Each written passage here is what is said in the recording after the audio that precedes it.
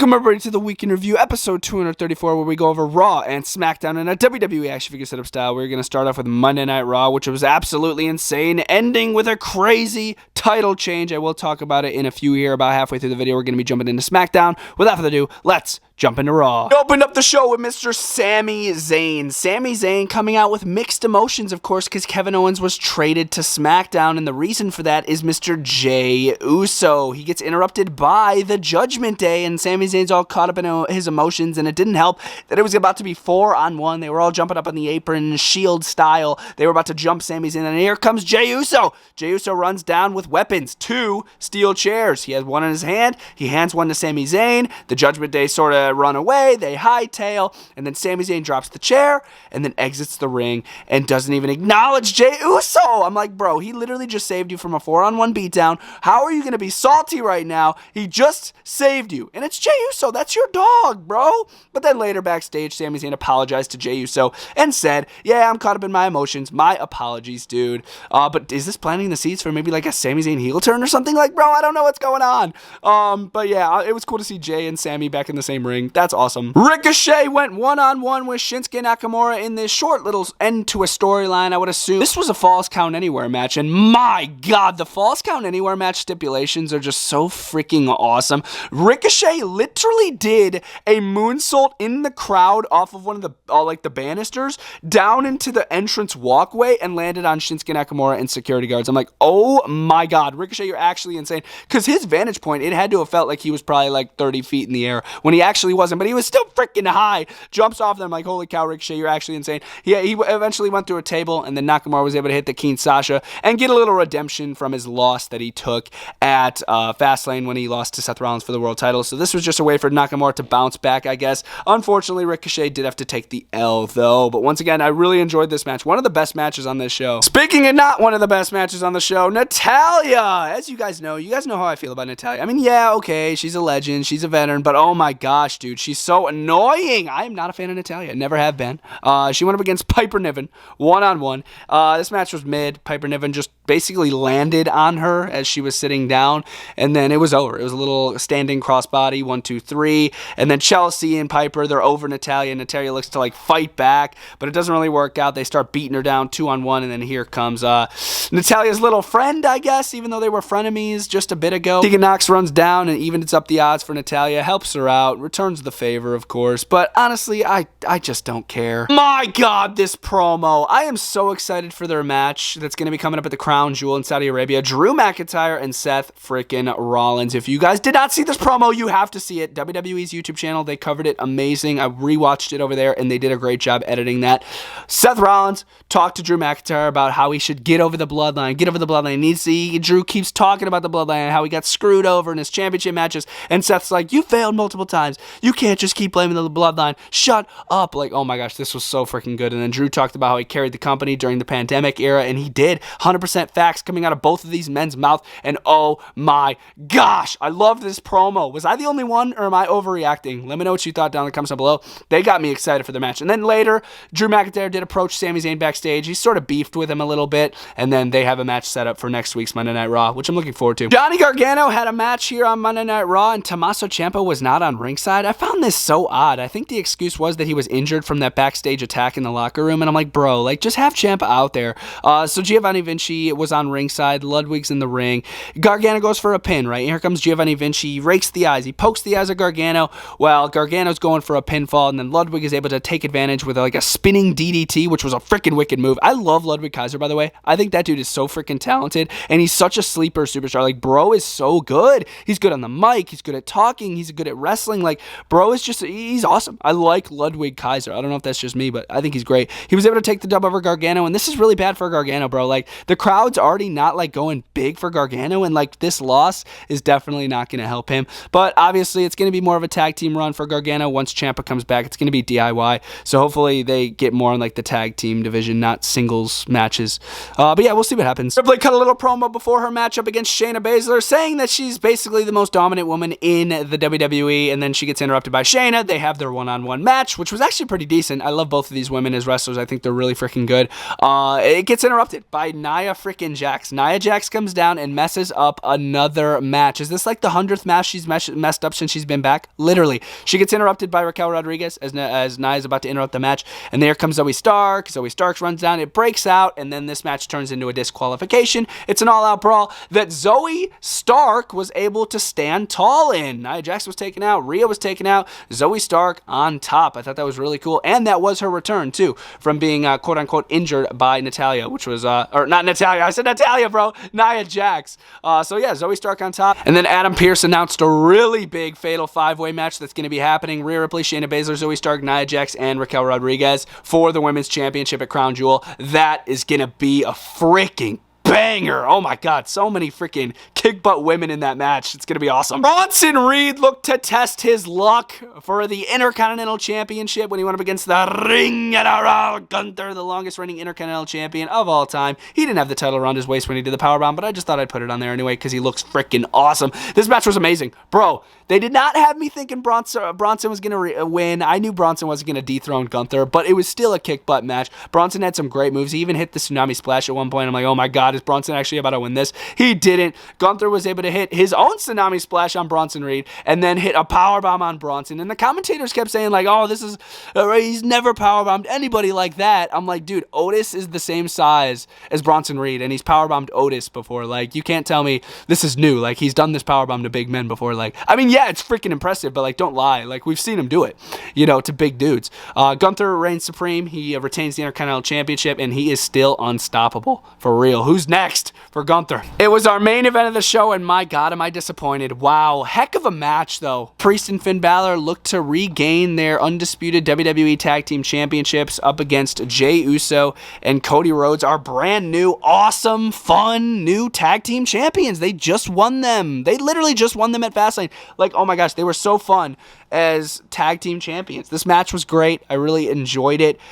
And up until the end, Cody Rhodes gets put through the announce table, and Jay's like, come on, man, come on, get up, get up, get up. Otherwise, it's going to be 2-on-1. And Cody's like, nah, man, I can't get up. He literally said that. I'm like, bro, Cody, get up. And Jay still looked like he was about to win. He was hitting spears. He was about to go for the frog splash. And then, boom, this freaking scumbag, Jimmy Uso, again, screws over Jay. He screwed him over against Roman. Now he's screwing him for the not the United States, the Undisputed Championships.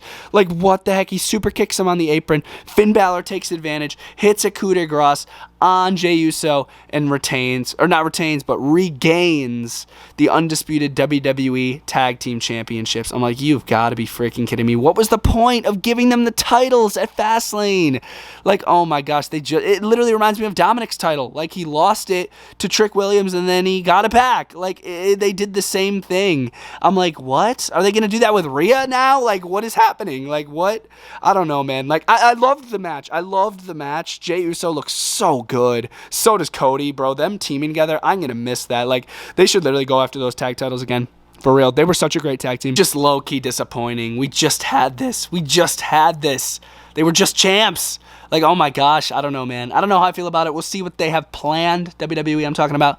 But yes, that was the Raw side of the video, Raw this week. I did enjoy, pleasantly. There was some weak stuff, but overall, I did enjoy this show. I'm going to give it a 3.5 out of 5. I thought I had some really, really decent matches and an awesome Seth Rollins, Drew McIntyre promo. To the SmackDown side of things from San Antonio, Texas. What a hot crowd this was. That crowd got a good treat with the present of L.A. Knight. Yeah, L.A. Knight interrupts Paul Heyman as Paul Heyman is talking in a promo about Roman Reigns and how Jimmy Uso screwed over Cody Rhodes and Jey Uso on Monday Night Raw. Of course, once again, he gets interrupted by L.A. Knight. L.A. Knight comes out. Paul Heyman tries to leave, but he leaves him in the ring and basically antagonizes him the entire time because Roman Reigns wasn't at this SmackDown, which was really unfortunate. So we just got a little Paul Heyman, L.A. Knight little segment, which was pretty entertaining. I did enjoy it. He was toying with Paul Heyman, and then they did announce a contract signing next week, of course, for the match that's going to be happening at the Crown Jewel for the undisputed WWE Championship, LA Knight versus Roman Reigns, which I am really looking forward to. As far as this opening promo, I thought it was freaking lit, bro. The crowd is still behind LA Knight, dude. He is untouchable. But the only thing that's got me really sad is, bro, he's going to lose to Roman Reigns. It's so sad, like, he cannot dethrone Roman. That's so sad for me to even say that, but it's just the truth. Like, I don't know, I'm just being realistic, you know? We jumped right into our opening match, which was Santos Escobar going one-on-one with Montez Ford. Of course, the Street Profits showing off their new attitude with more of a heel little side of things during this match. The match was pretty lit. I enjoyed Montez Ford versus Santos Escobar. In the end, Angelo Dawkins had to get involved. He started toying with Cruz del Toro and Joaquin Wilde on ringside, and even grabbed Santos Escobar at one point, sending him into the steel post, causing Santos Escobar to lose to Montez Ford. Montez Ford even had to grab the tights to beat this man. Otherwise, Santos Escobar had it in the bag. After the match, the new Hurt Business, I like to call them, to go for a little beatdown on the LWO and Santos Escobar. And then here comes Carlito, a brother of the LWO. He runs down, tries to even up the odds because, of course, he wants that match with Bobby Lashley, and he's an LWO brother. He's going to come out. He's going to help out. You already know. So that was pretty cool. But as far as Santos losing to Ford, I don't really know. And the commentators keep saying Bobby Lashley doing so many good things for the Street Profits. Like, bro, like, what titles have they won? What big matches have they won? Like, nothing. Like, Bobby Lashley hasn't done anything good for them besides turn them heel. Pretty Deadly were getting their nails done in a salon, and they got attacked by the Brawling Brutes. I thought this was a hilarious segment. Pete Dunne, Butch, and Ridge Holland, they invade this salon, and they just start beating them down, sending their heads into the water where their feet were, and I'm like, bro, way to do them dirty like that. Pretty funny segment, just getting a little revenge on them for, of course, the match that happened last week when they cheated in the tag team match. Not bad. We got a serious John Cena. Thank God. I swear, the past promos that John Cena have been cutting have not been serious. Bro's been coming out. He's been goofing off. He's been, you know, soaking in the crowd, as he should. Well deserved. But I don't know. We haven't gotten a serious Cena, and we finally did here. Cena talked about retirement. He talked about how it's been 2,002 days since he's won a singles match televised, and he's like, that changes tonight for the next idiot that comes out, and the next idiot was Solo Sikoa. Solo Sikoa runs down, tries to take out John Cena. John Cena fights back, and then here comes Jimmy Uso. Jimmy Uso had to come out and make it a 2-on-1, and then Jey Uso out of nowhere, and you gotta remember, Jey Uso is a Raw superstar, so he should not be here on SmackDown. He evens up the odds, takes out Jimmy Uso, gets escorted by security as John Cena hits an AA on Solo Sikoa in the ring. Yes, we're going to be getting Solo versus Cena, most likely at the Crown Jewel, and bro, I'm hyped. Cena should win that match. I know the obvious thing would be like, oh, he's got to put Solo over, you know? I think Cena needs a win, big time. Like, he hasn't won a singles match in 2,002 days on a televised event. Like, bro needs that win. And Jay gets approached by Nick Aldis, the new GM of SmackDown. He's like, bro, you can't be popping in here. Security, escort this man. And Adam Pearce is like, wait, I'll escort him myself. And then Nick Aldis is like, yeah, escort both of them. Get Adam Pearce out of my building, because he's the new GM of SmackDown. Adam Pearce, the GM of Raw. They're planting the seeds for Survivor Series. Freaking lit. Oh my gosh, this was amazing. 2 segments right here with Cena Solo and Jay and Nick Aldis and Jimmy. Oh my gosh, this was amazing stuff. Logan Paul, hot off of his win in boxing, he comes out here on SmackDown, takes some jabs at LA Knight, takes some jabs at Rey Mysterio and Roman Reigns, and he eventually calls out Rey Mysterio because he has something he wants: the United States Championship. Logan Paul gets what he wants. Rey Mysterio, with a couple insults to Logan Paul, but eventually accepts the challenge for the United States Championship at the Crown Jewel. Logan Paul looks to shake the hand of Rey Mysterio, and you could obviously tell that Rey Mysterio is a little skeptical. Why wouldn't you be? Because Logan Paul, he's kind of shady, you know, he's a little shifty eyes, you know what I'm saying? So Rey Mysterio eventually shakes the hand of Logan Paul, but it took some time, and then Logan Paul didn't try to do a sneak attack, so I guess Logan Paul isn't heel. He was clapping hands and everything, which is pretty interesting. This ought to be a banger match at the Crown Jewel, for real. It ought to be really good. I hope Rey Mysterio keeps the belt. I feel like Rey deserves it more than Logan, but you never know what'll happen. As far as this promo, though, I enjoyed it. Austin Theory and Grayson Waller looked to give the Grayson Waller rub to Cameron Grimes and the Dragon Lee. This was a tag team match that I didn't think needed to happen. Honestly, I don't think Dragon Lee needed the L here, even in tag team match fashion. This match I wasn't a fan of. I thought it was kind of boring. In the end, I believe Austin Theory was able to win the match for the team by hitting the 8-10 down on Cameron Grimes. Either way, Austin Theory and Grayson Waller were able to pick up the victory in this match once again.